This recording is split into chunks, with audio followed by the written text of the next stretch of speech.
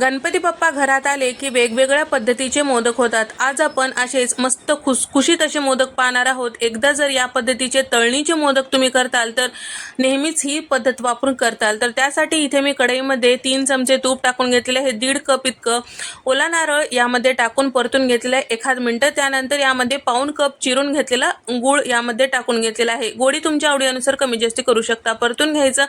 त्यानंतर इथे मी पाव चमचे वेलची पूड आणि 2 चमचे मगज बी, 1 चमचा खसखस आणि 2 चमचे इतकं इथे मी काजूचं बारीक असं पावडर आणि त्याचबरोबर बदामाचं 2 चमचे इतकं बारीक पावडर टाकून घेतलेलं आहे। सारण थंड करण्यासाठी बाजूला ठेवलेलं आहे। आणि त्याचबरोबर इथे मी मोदकाचं आवरण तयार करण्यासाठी 1 कप रवा, 1 कप मैदा आणि लागेल तसं इथे मी तेल टाकून घेतलेलं आहे। मूठ वळेपर्यंत साठात यामध्ये टाकायचं आहे। त्यानंतर लागेल तसं पाण्याचा वापर करून थोडंसं घट्ट असं हे पीठ ते मळून घ्यायचं।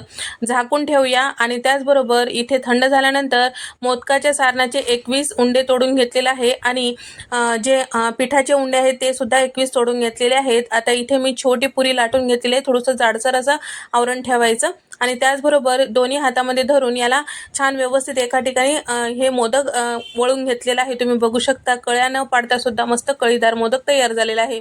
किंवा साडीच्या प्लेटा ज्या पद्धतीने आपण तयार करतो त्याच पद्धतीने सुद्धा तुम्ही करू शकता। तर इथे तुम्ही बघू शकता किंवा नेहमीसारखं कळीदार मोदक या पद्धतीने सुद्धा तुम्ही करू शकता तुमच्या आवडीनुसार। तुम्हाला जर जास्तीच्या कळ्या आवडत असतील तर या पद्धतीने टूथपिकचा वापर करून सुद्धा तुम्ही मोदकाला हे कळ्या तयार करू शकता। याचा पूर्ण व्हिडिओ आपल्या चॅनलवर अपलोड केलेला आहे डिटेलमध्ये। आणि त्याचबरोबर कमी गॅसवर आपल्याला हे मोदक छान खुसखुशीत होईपर्यंत लालसर रंग होईपर्यंत तळून घ्यायचं आहे। गणपती बाप्पा मोरया। आवडलं तर व्हिडिओ लाईक करा।